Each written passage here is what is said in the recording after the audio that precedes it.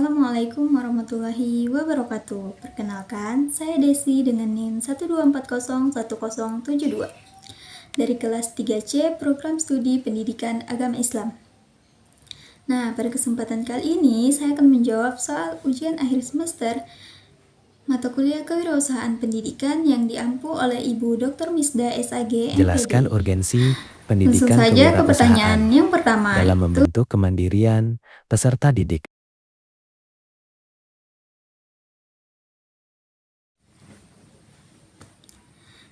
menurut saya, pendidikan kewirausahaan memiliki peran yang sangat penting dalam membentuk kemandirian peserta didik. Karena tidak hanya mengajarkan kemampuan mencari keuntungan saja, tetapi juga menanamkan sikap mental yang kuat.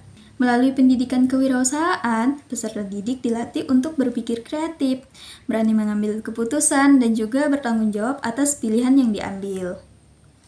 Dalam konteks pendidikan, kemandirian peserta didik tidak hanya berarti mampu memenuhi kebutuhan ekonomi di masa depan saja, tetapi juga mampu menghadapi tantangan hidup dengan sikap pantang menyerah.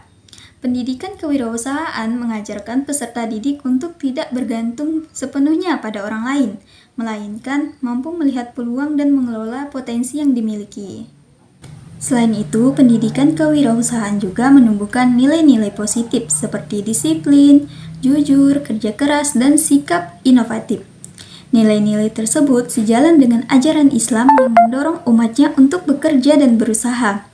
Dengan demikian, pendidikan kewirausahaan sangat penting dalam membentuk peserta didik yang mandiri secara mental, sosial, dan ekonomi. Lanjut ke pertanyaan yang kedua. Sebutkan 4 dari 12 strategi pembelajaran kewirausahaan yang paling efektif dengan mengungkapkan beberapa alasan yang tepat. Dari berbagai macam strategi pembelajaran kewirausahaan, menurut saya terdapat 4 strategi yang paling efektif untuk diterapkan, khususnya dalam dunia pendidikan. Strategi yang pertama yaitu pembelajaran berbasis praktik, yang dimana strategi ini sangat efektif karena peserta didik langsung terlibat dalam kegiatan kewirausahaan, seperti membuat produk atau merancang usaha sederhana.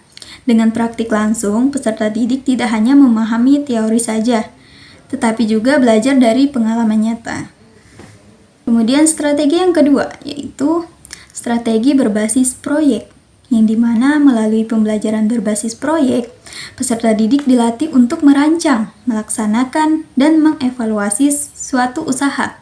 Strategi ini mengajarkan kerjasama, tanggung jawab, dan kemampuan memecahkan masalah secara mandiri.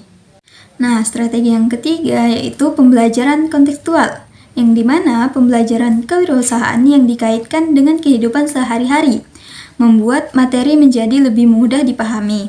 Peserta didik dapat melihat langsung peluang usaha yang ada di lingkungan sekitarnya, sehingga pembelajaran menjadi lebih bermakna. Kemudian strategi yang keempat, atau yang terakhir, yaitu pembelajaran berbasis keteladanan.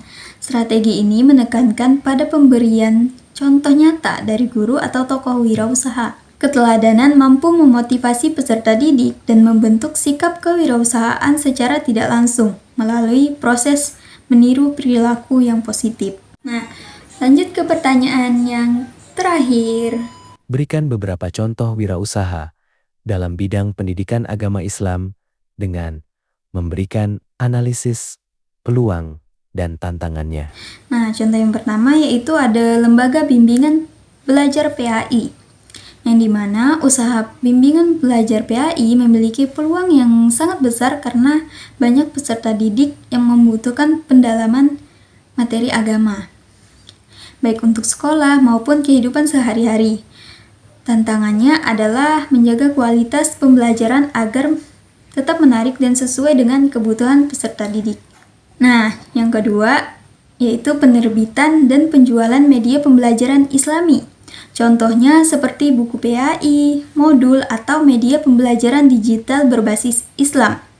Peluangnya cukup besar seiring meningkatnya kebutuhan akan bahan ajar yang inovatif, namun tantangannya terletak pada kreativitas dan kemampuan bersaing dengan produk sejenisnya. Yang ketiga yaitu konten edukasi Islam dalam media digital.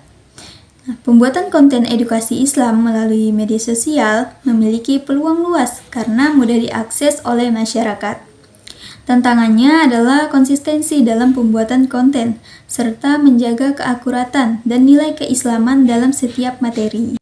Nah, contoh yang terakhir yaitu ada pelatihan dan kursus keagamaan, yang dimana usaha ini mencakup pelatihan baca Al-Quran, pelatihan khutbah, atau pelatihan keagamaan lainnya. Peluangnya cukup menjanjikan karena kebutuhan masyarakat yang terus ada. Kemudian tantangannya adalah membangun kepercayaan masyarakat dan menjaga profesionalitas layanan.